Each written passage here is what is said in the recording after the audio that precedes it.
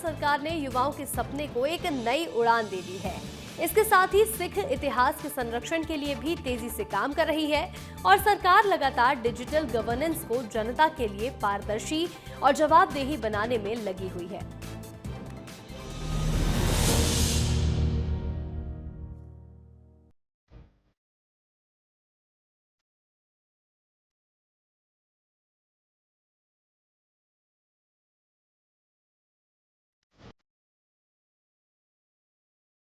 हरियाणा सरकार लगातार प्रदेश की खेल क्रांति को बढ़ावा दे रही है।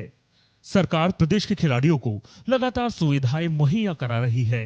इसी कड़ी में मुख्यमंत्री नारायण सिंह सैनी ने नारायणगढ़ के बड़ागढ़ में हरियाणा स्टेट चैंपियनशिप 2025 का भव्य उद्घाटन किया।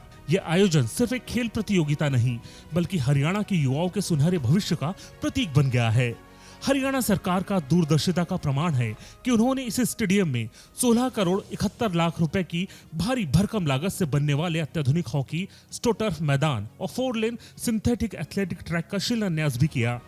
ये दोनों परियोजना अंतर्राष्ट्रीय स्तर की सुविधाएं होगी, जो हमारे खिलाड़ियों को ओलंपिक और एशियाई खेलों में स्वर्ण पदक लाने का हौसला देगी। इस अवसर पर सीएम सैनी जी ने एशियन गेम्स में रजत पदक जीतकर हरियाणा का नाम रोशन करने वाली वीरांगना बॉक्सर हरनूर कौर को सम्मानित करके यह संदेश दिया कि राज्य सरकार अपनी हर खिलाड़ी को परिवार का सदस्य मानती है।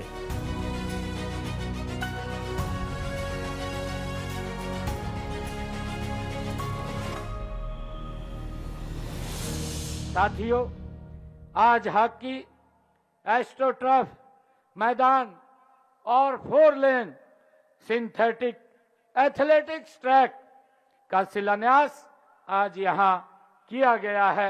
इसके लिए मैं सभी युवाओं को बहुत बहुत बधाई देता हूँ, शुभकामनाएं देता हूँ।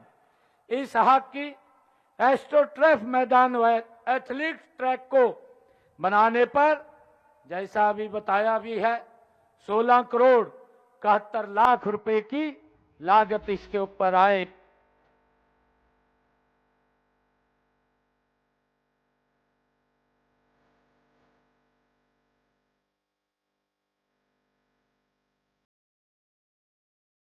हरियाणा सरकार ने ट्रैक की सौगात देकर युवाओं के सपनों को एक नई उड़ान दी है।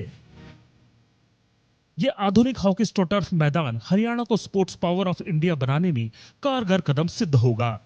हरियाणा सरकार ने खेल सुविधाएं पूरे राज्य में विकसित करने का बीड़ा तो उठाया ही, इसके साथ ही हरियाणा सरकार सिख इतिहास, संस्कृति और गुरु परंपरा के प्रति अपनी गहरी श्रद्धा का परिचय दे रही है।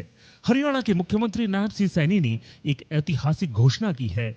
गवर्नमेंट पॉलिटेक्निक अंबाला का नाम श्री गुरु तेग बहादुर सिंह जी के पवित्र नाम पर रखने का ऐलान किया गया। ये कदम सिर्फ एक नामकरण नहीं, बल्कि सिख गुरुओं के बलिदान और शिक्षाओं को हरियाणा की नई पीढ़ी तक पहुंचाने के लिए एक बड़ा कदम है।